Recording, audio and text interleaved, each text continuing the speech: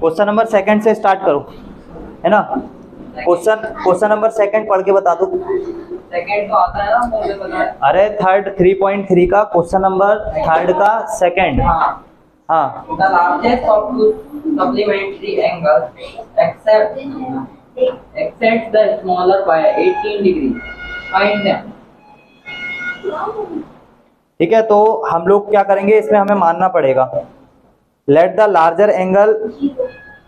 इस क्वेश्चन में हमें मानना पड़ेगा लेट सबसे बड़ा angle 80 degree the larger angle be x. ठीक है, हर इस टाइप के जितने भी क्वेश्चन है उसमें सबसे पहले हमें ये चीज मानना ही पड़ेगा एंड स्मॉलर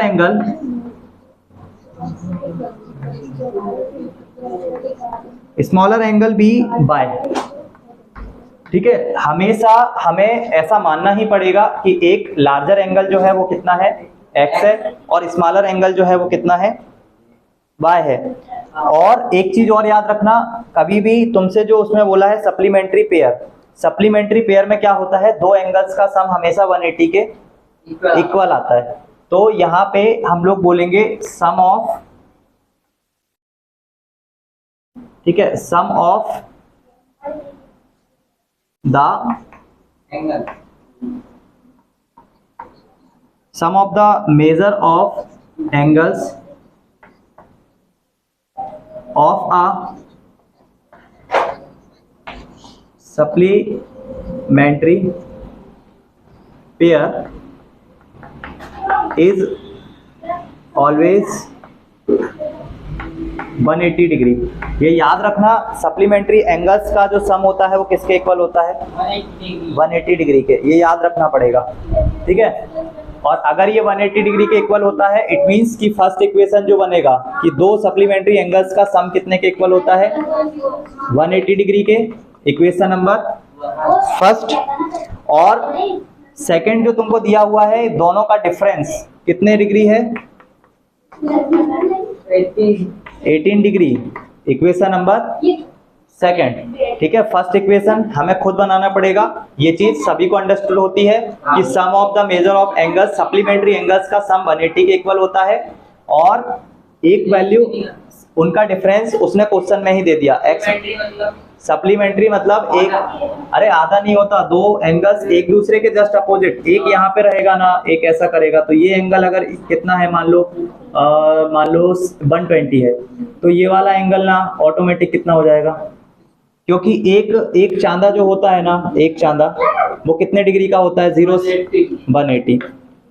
तो ये वाला एंगल अगर 120 है ना, तो ये वाला एंगल कितना हो जाएगा, अरे ये 60 हो जाएगा। सप्लीमेंट्री का मतलब जस्ट इसके अपोजिट, मतलब ये वाला एंगल और इसके अपोजिट में ये वाला एंगल, है ना, इन दोनों को बोलते हैं सप्लीमेंट्री। हाँ, तो वही बोल रहा है 180 डिग्री के नीचे, ऊपर का 180 डिग्री नीचे। अरे तुम कैसे भी समझ लो, अभी फिलहाल क्वेश्चन पे ध्यान दो। x + y = 180 है, ये इक्वेशन याद रखना। दो सप्लीमेंट्री एंगल्स का सम किसके इक्वल होता है, 180 के इक्वल होता है। और सेकंड उसने जो इक्वेशन है वो क्वेश्चन में ही दी है कि उन दोनों का डिफरेंस कितने के इक्वल है, 18 डिग्री के।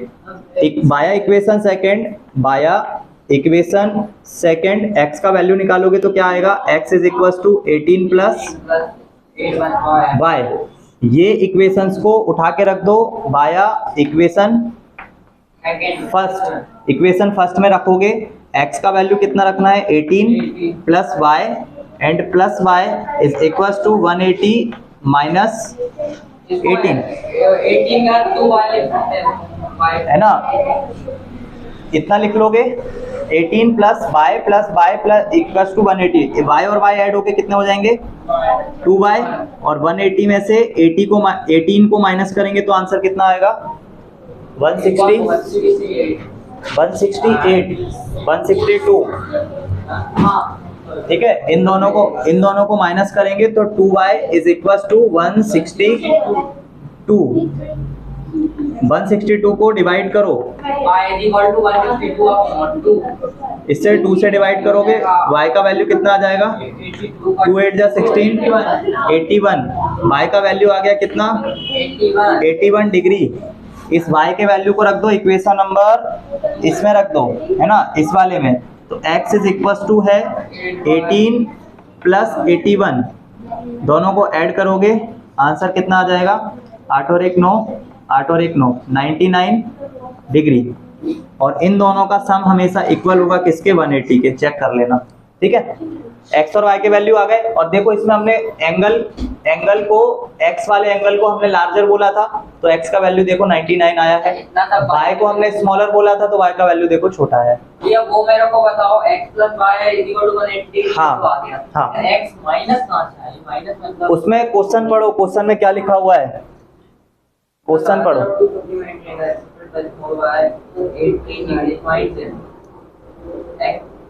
ठीक है, जो स्प्रेड करने के लिए बोला है ना, वो स्प्रेड का मतलब ही होता है कि दोनों का डिफरेंस कितने के इक्वल है, 18 डिग्री के, और दोनों का सम हमें ये अंडरस्टूड हमें पता होना चाहिए कि दोनों का सम 180 होता है। देन उसके बाद दो इक्वेशंस बनेगी, दोनों को हमने क्या कर लिया, सॉल्व कर लिया ना। हाँ, तो अभी इसको नोट डाउन करो और उसके बाद जहाँ जहाँ डाउट है फिर से पूछ लो। करो, पढ़ो, क्वेश्चन पढ़ो। लाओ एक बुक मुझे दे दो।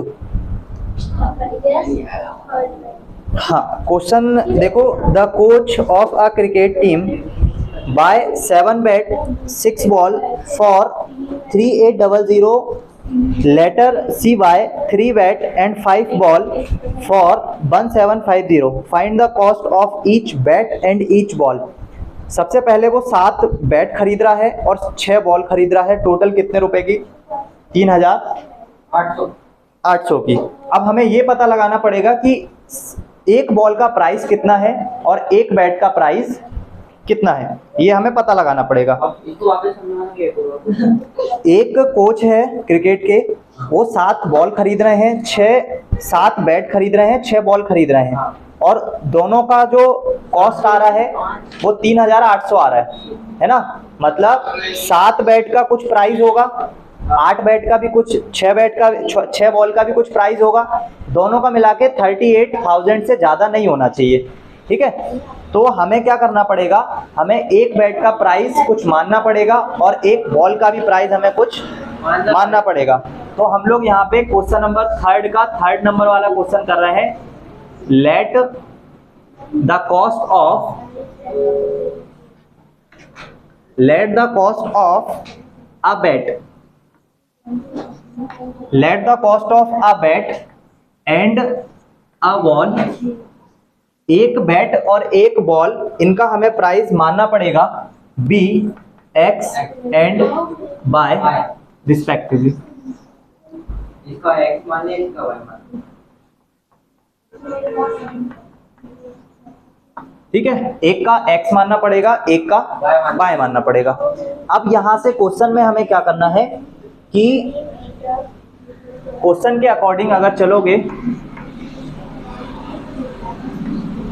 अकॉर्डिंग टू द क्वेश्चन, सबसे पहले वो क्या खरीद रहा है, 7 बैट, तो इसका मतलब है 7 बैट, और 7 बैट का प्राइस कितना, मान लो एक बैट का प्राइस अगर x रुपए है तो 7 का कितना हो जाएगा, 7 गुणा x। फिर 6 बॉल खरीद रहा है, तो एक बॉल का प्राइस अगर y है तो 6 बॉल का प्राइस हो जाएगा 6y, और इन दोनों का सम 3800 से ज्यादा नहीं होना चाहिए। ठीक, सेकेंड टाइम वो क्या बोल रहा है, सेकेंड टाइम वो खरीद रहा है 3 बैट और 5 बॉल, तो एक बैट का प्राइस अगर x है तो 3 बैट का हो जाएगा 3x, एक बॉल का प्राइस अगर y रुपए है तो 5 बॉल का प्राइस हो जाएगा 5y, और ये दोनों का जो सम है वो इक्वल है 1750। Equation number 2। अब तुम्हें क्या करना है, किसी भी एक इक्वेशन से x या y का वैल्यू निकालना है और उसको उठा के इक्वेशन नंबर किसी में भी रखना है। तो हम लोग बाया इक्वेशन फर्स्ट x का वैल्यू निकालेंगे तो क्या आएगा, 7x is equals to 3800 minus 6y। ठीक, और x का वैल्यू निकालोगे तो वो आ जाएगा 3800 माइनस 6y, और इन दोनों के अपॉन में आ जाएगा कितना, 7। ये आ गया x का वैल्यू। इस x के वैल्यू को उठा के रख देंगे कहाँ पे, इक्वेशन नंबर सेकंड सेकंड में। तो वाया इक्वेशन सेकंड में x का वैल्यू रखना है। तो 3 मल्टीप्लाई 3800 माइनस 6 बाय अपॉन 7, फिर उसके बाद 5 बाय इज इक्वल्स टू 1750। ठीक है, अब इसको सॉल्व करने के लिए क्या करना पड़ेगा, 3 का इसमें मल्टीप्लाई कर सकते हैं, और ये जो 7 है कट रहा है। ये 7 इसके अपॉन में है, तो यहां से हटाने के लिए इस 7 को एक बार यहां मल्टीप्लाई कर दो और इस 7 को एक बार इक्वल के इधर मल्टीप्लाई कर दो, और इसके नीचे से 7 क्या हो जाएगा, हट जाएगा। कैसे ये 7 जो है ना, ये 7 को 5 से मल्टीप्लाई कर दो और इस 7 को 17,050 से मल्टीप्लाई कर दो और यहाँ से 7 हट जाएगा। ठीक है, और 3 का इसमें मल्टीप्लाई करो तो 0 आएगा, फिर 0 आएगा, 3 8 जा 24, कैरी आएगा 2, 3 3 जा 9, 9 and 2 11, तो ये जाएगा। और उसके बाद माइनस के मार्क के साथ, माइनस का मार्क है 3 6 जा 18y प्लस हमने क्या बोला, इस 7 को मल्टीप्लाई कर दो इसमें, तो क्या आ जाएगा 35y और इक्वल्स टू 1750 में भी मल्टीप्लाई कर दो किससे, 7 से। ठीक है, तो अब देखो ये y वाला वेरिएबल के साथ में है और ये y वेरिएबल के साथ में है, एक पॉजिटिव फैमिली से है एक नेगेटिव फैमिली से है, दोनों लड़ेंगे। ये माइनस का 18 इसके प्लस 18 खा जाएगा, किसकी फैमिली से कौन बचेगा ये बता दो, जब तक मैं मल्टीप्लाई कर लेता हूँ। एक आंसर बता देना कोई भी, 18 और 95 में ना 30 50 50 52 95 में ना खाया और 18 माइनस। हाँ बताओ कितना बचेगा, 17 है ना, 17 बाय माइनस क्यों भाई है, माइनस प्लस प्लस नहीं, ये देखो बड़ा नंबर किस फैमिली को बिलोंग कर रहा है, तो पॉजिटिव ही आएगा ना, नेगेटिव कहां से हो जाएगा, ये 18 इसके प्लस वाले 18 से कैंसिल हो जाएंगे, तो पॉजिटिव की फैमिली से 17 बाय बचेगा। और ये वाले नंबर को इसको पहले मल्टीप्लाई कर लेंगे तो कितना आएगा 12,250, इसमें से माइनस करेंगे 11,400। ठीक है, तो 17 बाय इज इक्वल्स टू, इसको माइनस करो, 0 में से 0 जाएगा 0, 5 में से 0 जाएगा तो 5, 12 में से 4 जाएगा नहीं, कैरी करेंगे तो 12 में से 4 जाएगा तो कितना बचेगा 8, फिर यहाँ बचेगा 1, 1 में से 1 जाएगा 0 और 1 में से 1 जाएगा 0, फाइनली आ जाएगा 8। 17 का पहाड़ा अगर आता है तो ठीक है, नहीं तो डिवाइड करने पे ये 5 बार में चला जाता है। और बाय का वैल्यू कितना आ जाएगा 50, मतलब एक बॉल का प्राइस कितना है 50 रुपए। और इस बाय का वैल्यू यहाँ पे रख दो, यहाँ पे पहले इतना नोट डाउन करो, इस बाय का वैल्यू यहाँ पे रखेंगे, एक बॉल का प्राइस मिल जाएगा। अब टोटल मतलब ये कर लेना जो बचेगा बोलता हूँ। हाँ जो बचेगा नहीं, पहले इतना नोट डाउन करो फिर चलते हैं आगे। चलो अभी क्या करना है, इस y का वैल्यू और रख के देख लो कितना आंसर आ रहा है ना। तो उस y का वैल्यू हम लोग यहाँ x की जगह x वाले इक्वेशन में रख रहे हैं। ठीक है, तो देखो ये y का वैल्यू यहाँ पे रखोगे, x is equal to 3800 minus 6 का मल्टीप्लाई करोगे किसमें 50 में, क्योंकि 6y है, और अपॉन में कितना 7, x is equal to 6 5 multiply करोगे तो 30 आएगा और 0 लग जाएगा, 3800 माइनस यहाँ पे आएगा 300 को इसमें से माइनस करोगे तो कितना आएगा, ठीक है, और इसको 7 से डिवाइड कर दोगे तो आ जाएगा कितना, तो एक बैट का प्राइस कितना है, एक बैट का, अरे बैट हाँ इतने से, इससे भी महंगा ही आता है 500 रुपए, और एक बॉल का प्राइस कितना है 50 रुपए। ठीक, ठीक है, आप ऐसे भी पटिया लेने जाओगे तो 250 का आएगा ना, 300 का। ये तो फिर भी कम है बहुत, वो बट क्वेश्चन है उस पर इतना ध्यान मत दो। हाँ चलो इसके नेक्स्ट क्वेश्चन पढ़ो। The taxi charge in a city consist of a fix charge together with the charge for the distance covered. ठीक है, एक टैक्सी है जो कि एक फिक्स चार्ज लेती है किसी भी डिस्टेंस के लिए। आगे है for a distance of 10 kilometre. ठीक है, 10 किलोमीटर तक तो वो फिक्स चार्ज लेती है, 10 किलोमीटर के आगे वो कुछ और चार्ज लेगी। ठीक है, for a distance of 10 kilometre the charge paid is 105। 10 kilometre एक तो फिक्स चार्ज उसने लिया पहले x, है ना, हम मानेंगे कि x एक फिक्स चार्ज है। उसके बाद 10 रुपए और ले रहा है किलोमीटर में, 10 किलोमीटर जाने का कुछ और ले रहा है, तो हम मानेंगे कि जो 10 किलोमीटर वो जा रहा है उसमें वो 22 रुपए दे रहा है, और ये दोनों चार्ज मिला के कितने रुपए हो रहा है, 105। सबसे पहले एक टैक्सी वाला है जो एक फिक्स चार्ज तो लेता ही लेता है। ठीक है, एक फिक्स चार्ज तो लेता ही लेता है। उसके बाद वो 10 किलोमीटर और जाता है, और 10 किलोमीटर जाने का वो कुछ रुपए और लेता है। ठीक है, सबसे पहले तो एक फिक्स चार्ज ले रहा है, फिक्स चार्ज के बाद 10 किलोमीटर चलने का वो कुछ और रुपए भी ले रहा है। तो question number 4, let the fix CHARG charge, let the fix charge be ₹X and एक फिक्स चार्ज ले रहा है कितना, x रुपए, and per kilometre charge rupees कितना, y। ठीक है, जो वो 10 किलोमीटर चल रहा है उसमें हम लोग उसको बोल रहे हैं कि वो 22 रुपए चार्ज करेगा, और जो एक फिक्स अमाउंट वो चार्ज करेगा वो कितना है, x रुपए। ठीक है, तो फ्रॉम द गिवन इंफॉर्मेशन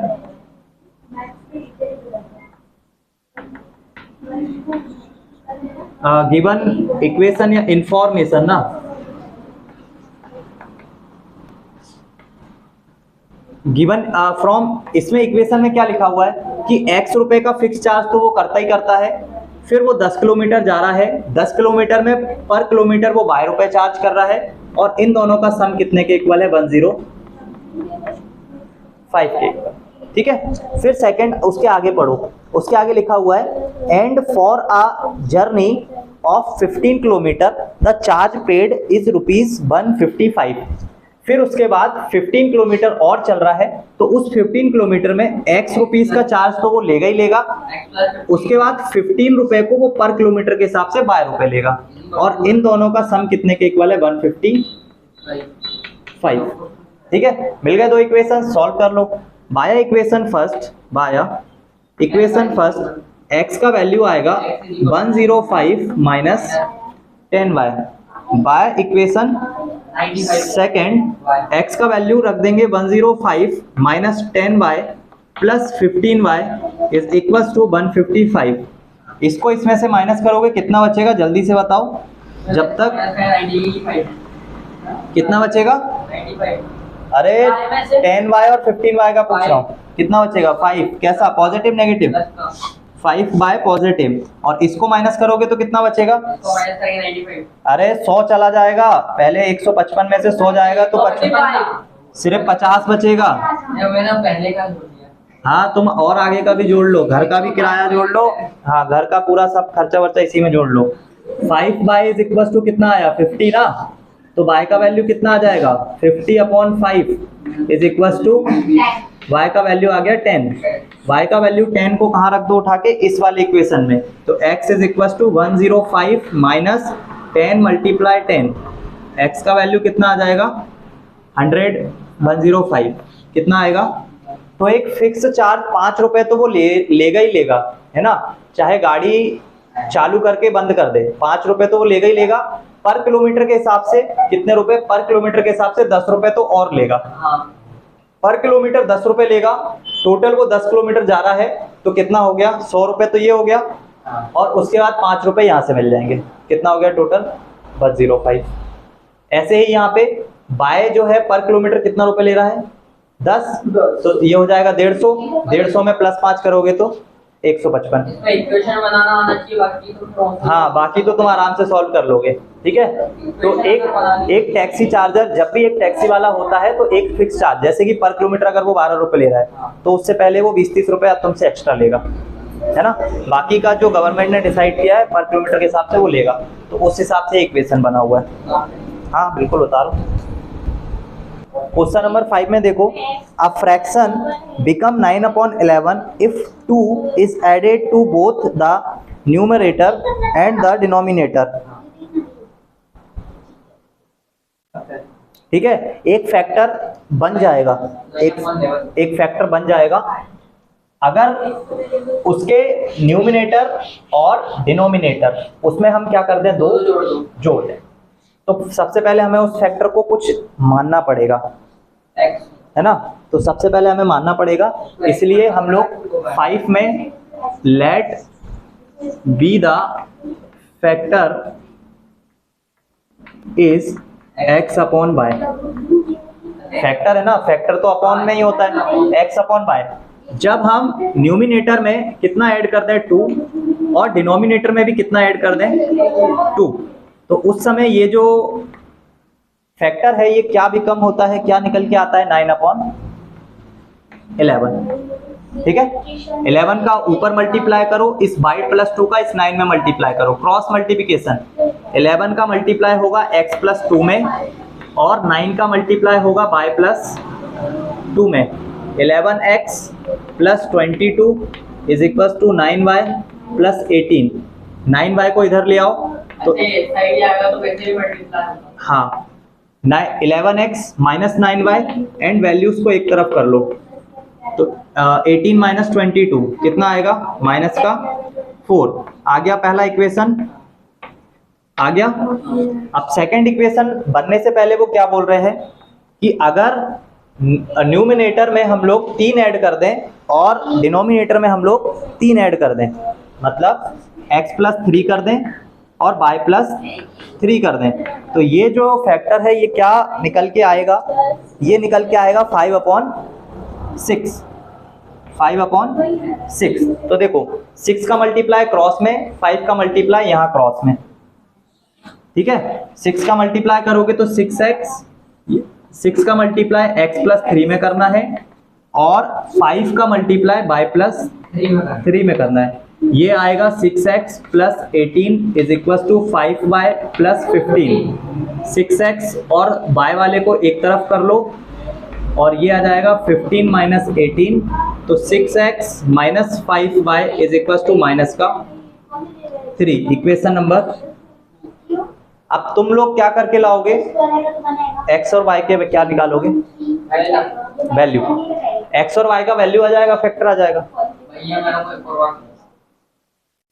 हमको बोला गया है कि एक फैक्टर वैल्यू है जिसमें अगर हम न्यूमिनेटर में 2 ऐड कर दें और डिनोमिनेटर में 2 ऐड कर दें तो हमें वो फैक्टर 9/11 मिलेगा।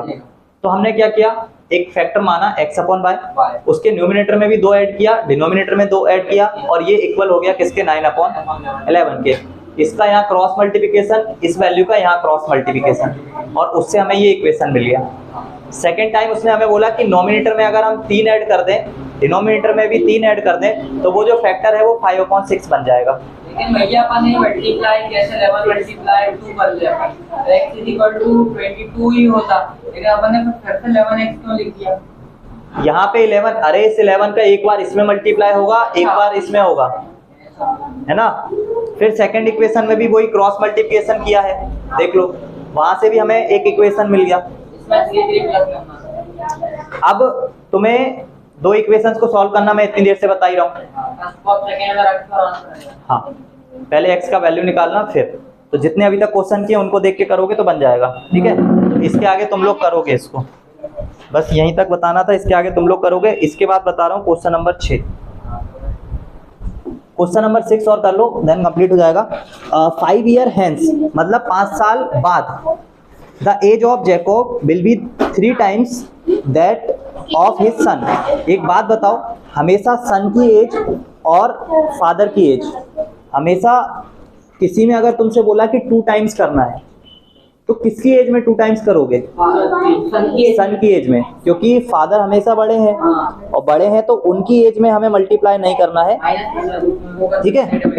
तो सबसे पहले क्वेश्चन नंबर 6 में हमें फादर की कुछ एज हमें मानना पड़ेगा और सन की भी कुछ एज हमें मानना पड़ेगा, ठीक है। और उसके बाद 5 साल बाद उसने बोला है ना, तो let the age, question number 6, let the age of Jacob be x and the age of his son be y. ये हमने मान लिया जैकब की एज कितनी है? एक्स, और उसके सन की एज कितनी है? बाय। अब हम लोग क्वेश्चन से गिवन इंफॉर्मेशन से क्वेश्चन को देखेंगे। वो क्या बोल रहा है? 5 साल बाद। तो एक बात बताओ, 5 साल बाद का मतलब एक्स, अगर जैकब की एज एक्स है तो 5 साल बाद मतलब उसमें ऐड करोगे। आज अगर तुम्हारी एज 15 साल है तो 5 साल बाद कितनी होगी? तो तुमने क्या करोगे? 5 साल बाद उसमें प्लस ही करोगे ना। तो 5 साल अगर इसमें प्लस करें, मान लो जैसे तेरी एज है 14, तेरी है 15, 5 साल बाद तेरी हो गई 20, तो तेरी कितनी होगी? 19 होगी ना। 5, तो 5 ईयर तुमने दोनों में प्लस किया ना। अगर जैकब की एज एक्स है, उसके सन की एज वाई है, तो 5 साल अगर इसमें ऐड करोगे तो 5 साल उसमें भी ऐड होंगे, दोनों में ऐड होंगे। अब ये बताओ कौन किसका 3 टाइम्स होगा? ये एक्स इसके 3 टाइम होगा, नहीं वाई इसके 3 टाइम होगा। हमें सन की एज को 3 टाइम्स मल्टीप्लाई करना पड़ेगा, तब जाके वो किसके इक्वल आएगी? फादर के। इनकेस यहाँ 3 का मल्टीप्लाई करेंगे तो कभी भी ये इक्वल आएगी क्या? नहीं आ सकती, है ना। अब इनका मल्टीप्लाई करो, x + 5 = 3y + 15। y को यहाँ ले आओ, x - 3y = 15 - 5, x - 3y = 10। Equation number first, ठीक है। इसके बाद आगे चलो, यहाँ तक तो हो गया। इसके बाद आगे चलो, आगे क्या लिखा हुआ है? 5 ईयर एगो, 5 साल पहले। अरे फिर क्वेश्चन आगे पढ़ो। सबसे पहले लिखा है 5 ईयर हेंस, मतलब 5 साल बाद, और उसके जस्ट बाद देखो 5 ईयर एगो। 5 ईयर एगो का मतलब क्या? x - 5, और जब इसमें से माइनस करोगे तो इसमें से भी क्या करोगे? माइनस करोगे। तो 5 year ago Jacob age was 7 times that of his son. अब इस बार वो 7 टाइम्स है, तो फिर से 7 का मल्टीप्लाई किस में करोगे? सन की एज में, क्योंकि फादर के इक्वल करना है। इधर से इक्वेशन निकालोगे ना, तो x - 5 = 7y - 35। 7y को इधर ले आओ और 5 को उधर ले जाओ, तो ये आ जाएगा x - 7y = -30। Equation number 2। Equation first आ गया, इक्वेशन सेकंड आ गया। इसके बाद सॉल्व करना जानते हो, यहाँ से x का वैल्यू निकालो, यहाँ पे रख दो, y का आ जाएगा, फिर x का आ जाएगा, ठीक है। अब हो गई कंप्लीट एक्सरसाइज। अब नोट डाउन कर लो और फिर जाओ।